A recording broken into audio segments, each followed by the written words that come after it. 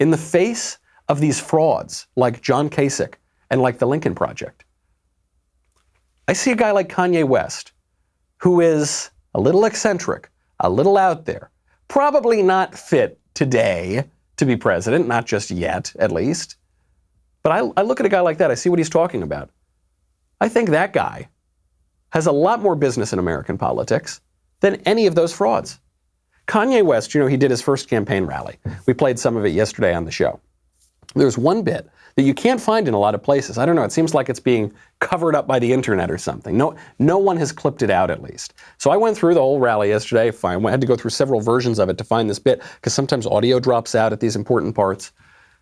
Kanye West gives a definition of freedom that is more sophisticated than probably 70% of Republicans and conservatives could come up with.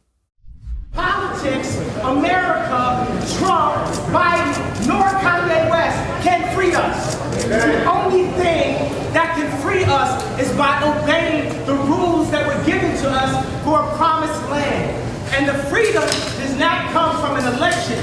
The freedom comes from you not loading up pornography.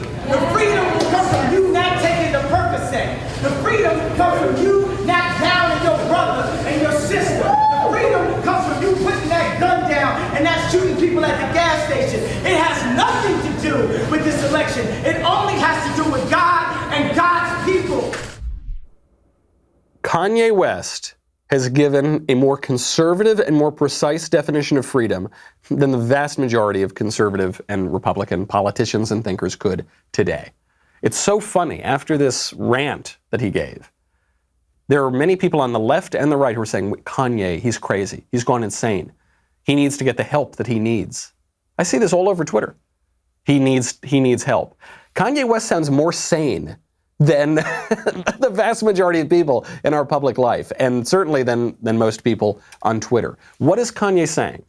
He's saying freedom will not come from an election. Freedom will come when you stop watching porn. Freedom will come when you stop taking drugs. Freedom will come when you put the gun down and stop shooting people at a gas station. This definition of freedom is an ancient definition of freedom, and it is the Christian definition of freedom, which says the man who sins is a slave to sin. Coincidentally, it is the definition of freedom that many of our founding fathers would have understood. John Adams, who says our Constitution is built for a moral and religious people. It is unfit to the governance of any other kind of people. You need to be a free people to have free government. It's not the other way around. The government does not make you free.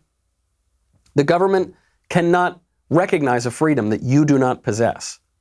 You have to be free to govern yourself. And what is freedom? There are these two competing visions of freedom. There is the kind of modern, squishy, lib, weak version of freedom, which is you're born free.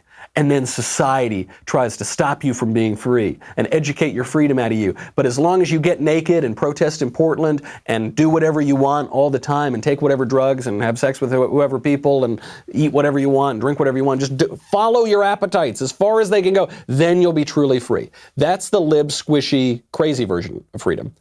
The correct version of freedom, which is conservative and ancient and recognized by our founding fathers, is the idea that actually you're not born free in the sense that you can govern yourself. You are born as a little baby. Babies aren't free. They're very dependent. And then you are educated in freedom. That's why we have the liberal arts. We educate ourselves to make sense of our freedom, to tame our passions and appetites, to be, as John Adams says, a moral and religious people. And then, when you can control all of those passions, then you are free to govern yourself. That is a higher freedom. It's a freedom that eludes virtually everybody today because we are bombarded with things that compromise our freedom. And I don't think it's a coincidence that many people who have a strong interest in continuing to compromise our freedom and bombarding us with things that send us down bad paths, I don't think it's any coincidence that those people and their kind of lemmings in the public are trying to call Kanye West crazy. Is Kanye West a little crazy? Yeah, he's always been a little bit crazy. I think most celebrities are a little bit crazy. I think he would tell you that. But ironically, the thing he's being called crazy for now is some of the most sane stuff we're hearing on our political scene. And so the left has to use that science, capital S, trademark over the E, to diagnose him as crazy and shut him up and probably send him to an insane asylum for speaking the truth. They'd like to do that to all of us, I think. If you enjoyed that video, and I would hope that you did, please be sure to hit the subscribe button so that all of the befuddled radicals wading through the wasteland of YouTube knows where they can get the truth. Thanks.